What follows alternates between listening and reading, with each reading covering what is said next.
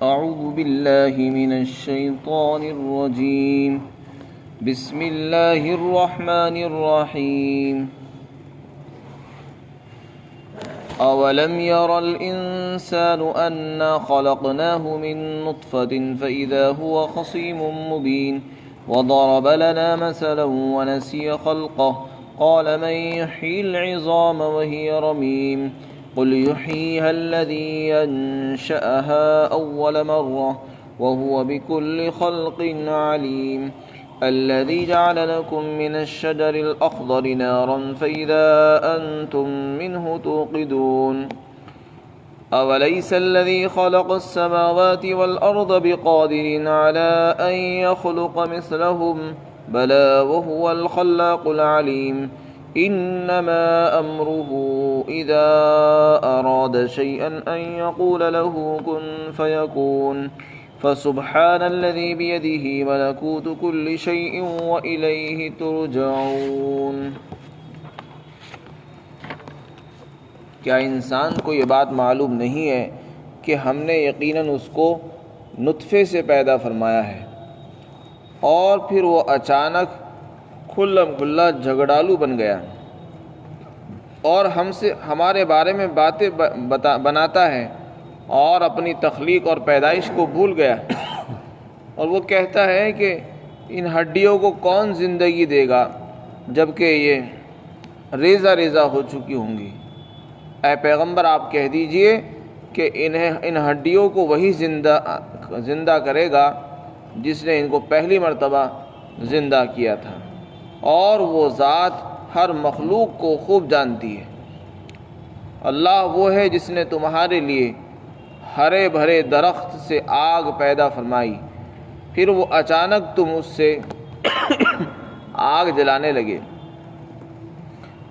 کیا جس ذات نے آسمانوں اور زمین کو پیدا فرمایا وہ اس بات پر قادر نہیں ہے کہ ان جیسے لوگوں کو پیدا فرما دے؟ ضرور پیدا فرمائے گا، اور وہ تو بہت بڑا پیدا کرنے والا ہے، بہت جاننے والا ہے۔ اور اس کا معاملہ تو یہ ہے کہ جب کسی چیز کا ارادہ فرماتا ہے تو اس سے کہہ دیتا ہے ہو جا تو وہ ہو جاتی ہے، اور وہ ذات پاک ہے جس کے قبضے میں ہر چیز کی بادشاہت اور اختیار ہے، اور اسی کی طرف تم سب کو لوٹایا جائے گا۔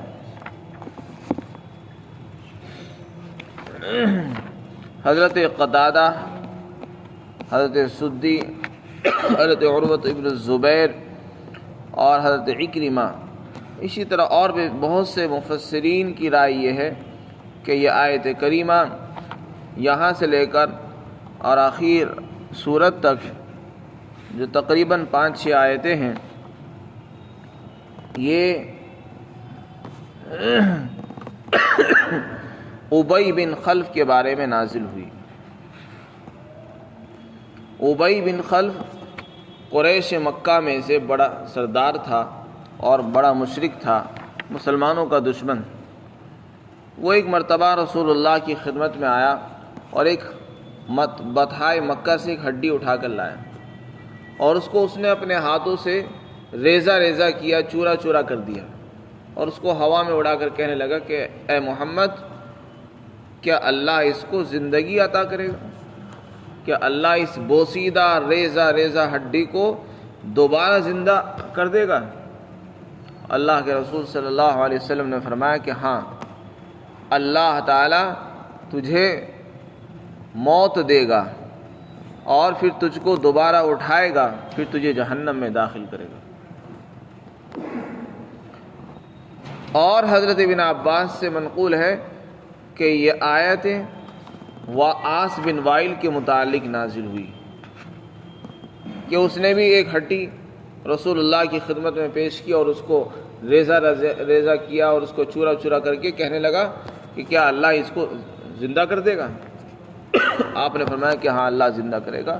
بلکہ تجھے بھی زندگی دے گا، اور تجھے اللہ تعالیٰ موت دے گا پہلے، پھر زندہ کرے گا، پھر تو جہنم میں تجھ کو جمع کر دے گا۔ خلاصہ یہ ہوا کہ 2 طرح کے آدمی ہیں، ان کے متعلق آیتیں نازل ہوئی۔ مفہوم تو شان نزول تو اگرچہ خاص ہے، لیکن قرآن کریم کی آیات کا مضمون عام ہے، یعنی ہر اس شخص کے متعلق یہ آیتیں نازل ہوئی ہیں جو قیامت کا انکار کرتا ہے، دوبارہ زندگی کا انکار کرتا ہے، اور بعث اور حشر اور نشر کا منکر ہے، جو یہ کہتا ہے کہ بس یہی زندگی ہے، اس کے بعد کوئی زندگی نہیں ہوگی۔ ایسے لوگوں کے متعلق اللہ تعالیٰ نے اس میں جواب دیا ہے اور فرمایا کہ یہ لوگ ہمارے بارے میں اس طرح کی باتیں کرنے لگے کہ ہڈی میں کیسے جان ڈالے گا اللہ، اس ہڈی کو کیسے زندگی دے گا اور اس کو کیسے اٹھائے گا، حالانکہ یہ بالکل چورا چورا ہو چکی ہوگی۔ اگر اس کو اتنا ہی سمجھنا تھا تو یہ اپنی پیدائش کو دیکھ لیتا، اس نے اپنی ابتدا پر غور کیوں نہیں کیا، اپنے آپ کو بھول گیا اور ہمارے بارے میں اعتراض کرنے لگا۔ اگر انسان اپنے بارے میں غور کر لے کہ اللہ نے اس کو ایک نطفے سے پیدا فرمایا، ایک پانی سے، گندے پانی سے پیدا فرمایا، اس وقت سوچ لے کہ وہ گندا پانی پہلے کچھ بھی نہیں تھا، نہ انسان تھا۔ جب اللہ ایک گندے پانی سے ایک انسان کو، خوبصورت انسان کو پیدا کر سکتا ہے تو اللہ ایک بوسیدہ ہڈی سے انسان کو کیسے پیدا نہیں کر سکتا؟ اسی پر غور کر لیتا تو اپنی ابتدا تو بھول گیا اور ہمارے بارے میں اعتراض کرنے لگا۔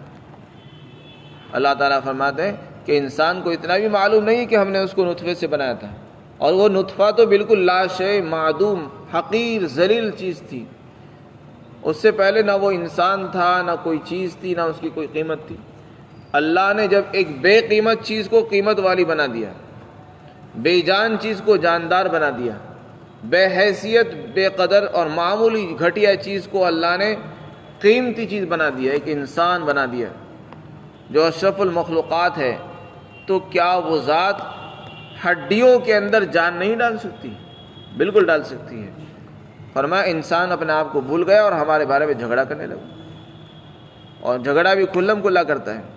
اور ہمارے بارے میں باتیں کرتا ہے اور اپنے آپ کو بھول چکا ہے۔ اور وہ باتیں اس نے کیا کی تھی، اس کا مقولہ نقل کیا کہ کون زندہ کرے گا ان ہڈیوں کو، حالانکہ یہ بوسیدہ ہو چکی ہیں۔ تو رسول اللہ کو کہا جا رہا ہے کہ آپ ان سے کہو کہ ان ہڈیوں کو وہی زندگی دے گا جس نے پہلی مرتبہ ان کو زندگی دی تھی۔ جس ذات نے ان ہڈیوں کو پہلے زندگی عطا فرمائی اور زندہ فرمایا تھا، وہی دوبارہ بھی ان کو زندگی دے سکتا ہے۔ پھر اللہ تعالیٰ نے ایک اور مثال بیان فرمائی، اپنی قدرت کو ثابت کرنے کے لیے فرمایا کہ دیکھو اللہ وہ ذات ہے جو ہرے بھرے درخت سے آگ نکالنے پر قادر ہے۔ عرب کے اندر درخت ہوتا ہے جس کو مرخ اور عفار کہتے ہیں،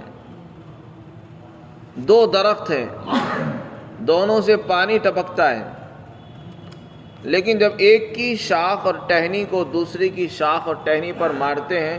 تو اس مارنے سے آگ پیدا ہوتی ہے، حالانکہ اس میں پانی ہوتا ہے۔ درخت کے اندر تو پانی ہوتا ہے، ہرا بھرا ہوتا ہے،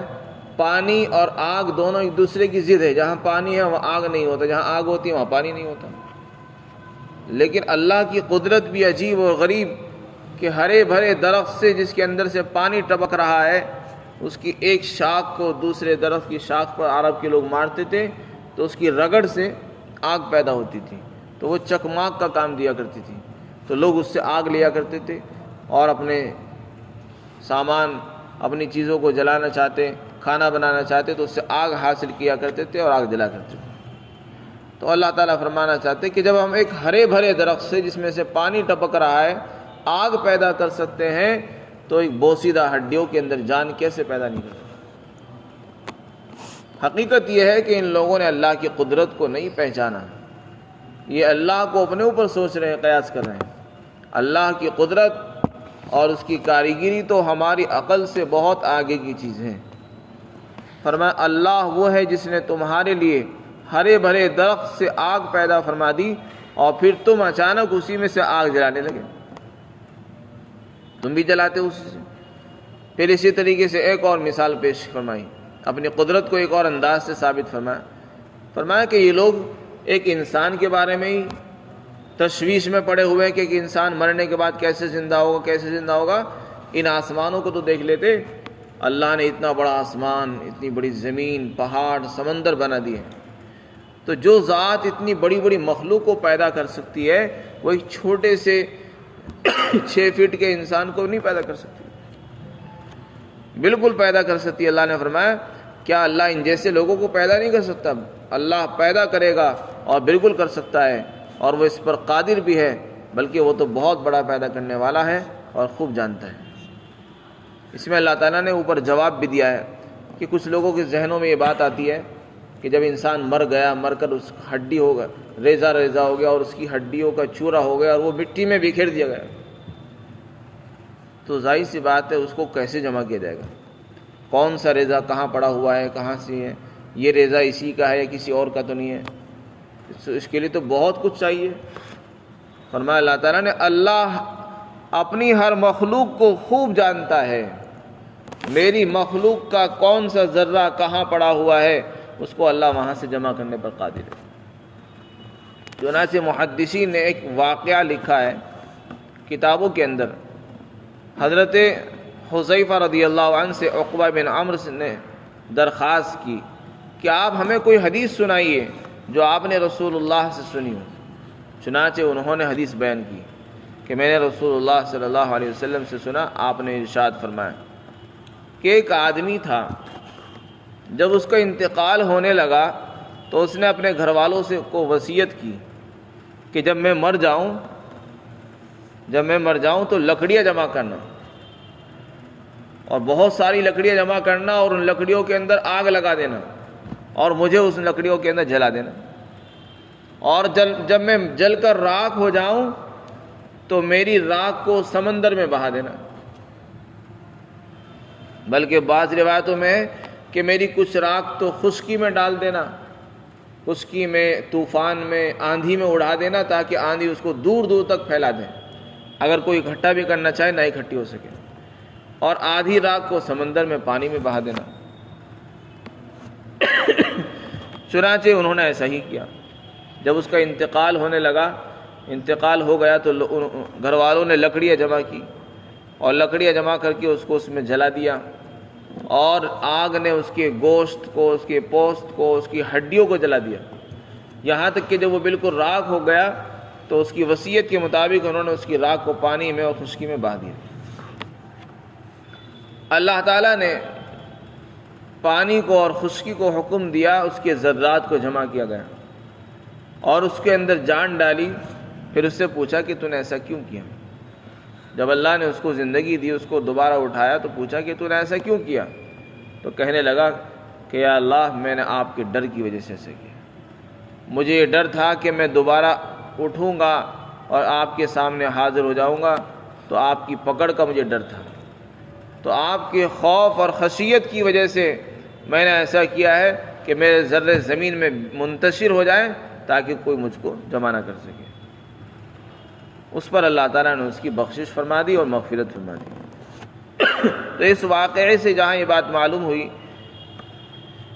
کہ اللہ تعالیٰ مغفرت کرتا ہے، اللہ تعالیٰ نے ایسے انسان کی مغفرت فرمائی، وہاں یہ بات بھی معلوم ہوئی کہ اس انسان نے اپنی راکھ کو بھی بکھیر دیا تھا، لیکن اللہ تعالیٰ نے پھر بھی اس کو جمع فرمایا اور اس کو زندگی دی، اس کو دوبارہ اٹھایا اور اس سے یہ سوال کیا۔ تو اس واقعے سے یہ بات ثابت ہوتی ہے کہ اللہ تعالیٰ اس چیز پر قادر ہے کہ مردوں کو دوبارہ زندہ کر دے۔ فرمایا وَهُوَ الْخَلَّاقُ الْعَلِيمُ، وہ بہت بڑا پیدا کرنے والا بھی ہے اور خوب جاننے والا بھی ہے، کس کا کون سا ذرہ کہاں ہے، پانی میں ہے، خشکی میں ہے، زمین کی تہ میں ہے یا اوپر ہے، اللہ کو ہر چیز کا علم ہے۔ پھر آگے ارشاد فرمایا کہ اللہ کے لیے کیا مشکل ہے۔ اللہ کا معاملہ تو یہ ہے، اللہ کا قانون یہ ہے کہ جب وہ کسی چیز کو پیدا کرنے کا ارادہ کرتا ہے تو بس اس سے کہہ دیتا ہے ہو جا تو ہو جاتی ہے، بلکہ اللہ کے لیے اس کی بھی ضرورت نہیں ہے۔ فرمایا اللہ کی ذات پاک ہے، یعنی وہ ہر قسم کے عیب سے پاک ہے، اور جس طرح کے یہ لوگ اللہ کے بارے میں تصور کرتے ہیں کہ اللہ کو قدرت نہیں ہے، اللہ ان چیزوں سے بھی پاک ہے۔ اسی کے قبضے میں ہر چیز کی حکومت اور بادشاہت ہے، سارے اختیارات اللہ کے پاس ہیں اور اسی کے پاس ان کو لوٹا دیا جائے گا۔ جب سب چیزوں کے اختیارات اسی کے پاس ہیں تو پھر یہ کہنا کہ یہ کیسے ہوگا اور یہ کیسے ہوگا، یہ سب چیزیں حماقت اور جہالت کی ہیں، یہ اسی کے بارے میں اچھی لگتی ہیں جس انسان کو ساری طاقتیں اور پاور حاصل نہ ہوں۔ جب اللہ کو ہر چیز کا اختیار، ہر چیز کے اوپر قدرت اور طاقت حاصل ہے تو اللہ کے لیے یہ سوال کرنا یہ حماقت اور جہالت ہے۔ اللہ تعالی ہم سب کو عمل کی توفیق نصیب فرمائے۔